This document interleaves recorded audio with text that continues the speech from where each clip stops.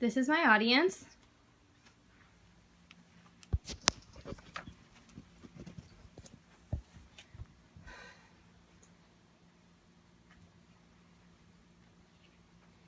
I'm sure you've all heard of the popular television show The Voice. You may know a cousin, classmate, or close friend that has auditioned for the show in order to become famous.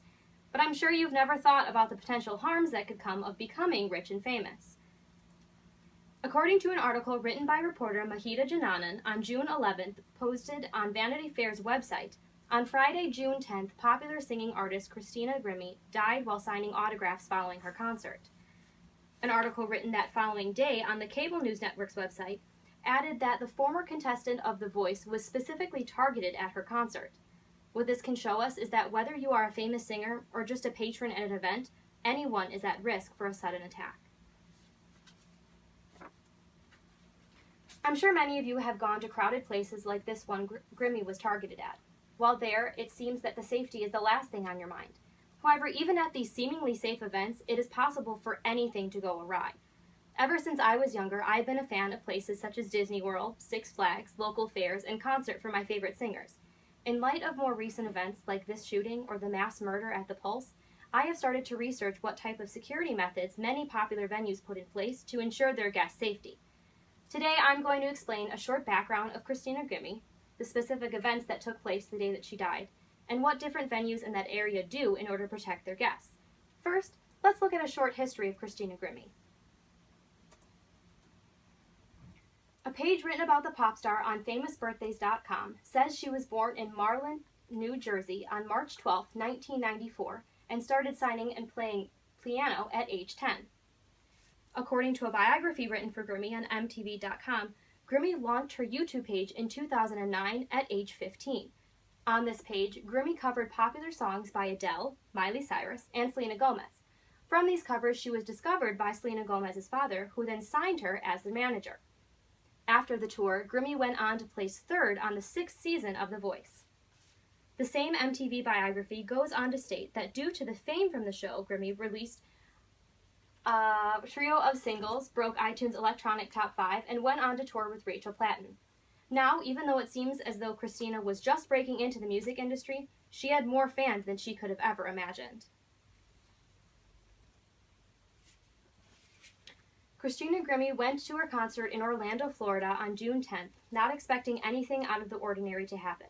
However, according to the same MTV biography, Christina was shot and killed during a meet and greet after the concert she shared with pop-punk band Before You Exit. An article written on ABC News Network by Mike Schneider, Associated Press, on June 11th adds there were only unarmed officers at the Orlando venue, and no metal detectors were used to search the crowd. It was then recognized by a June 16th article on TMZ's website that the man's name was Kevin James Loibel, who was specifically at the shared event to shoot Grimmie. The same article goes on to state Loibel was in love with Grimmie, getting cosmetic changes in order to impress her. Loibel apparently became jealous when he saw pictures of Grimmie and her boyfriend online.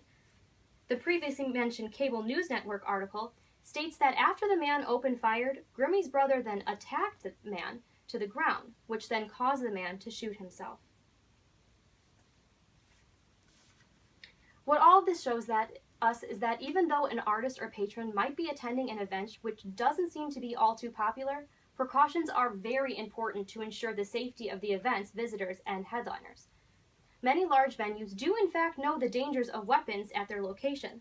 According to an article written by Roger Yu in USA Today in 2005, venues in the same city as the shooting, such as Disney World, SeaWorld, and Universal, actually added metal detectors in 2015 for their holiday season. What this can show us is that these places understand that crowds can be a security issue. However, when these metal detectors were added, the security guards only randomly chose people to go through them.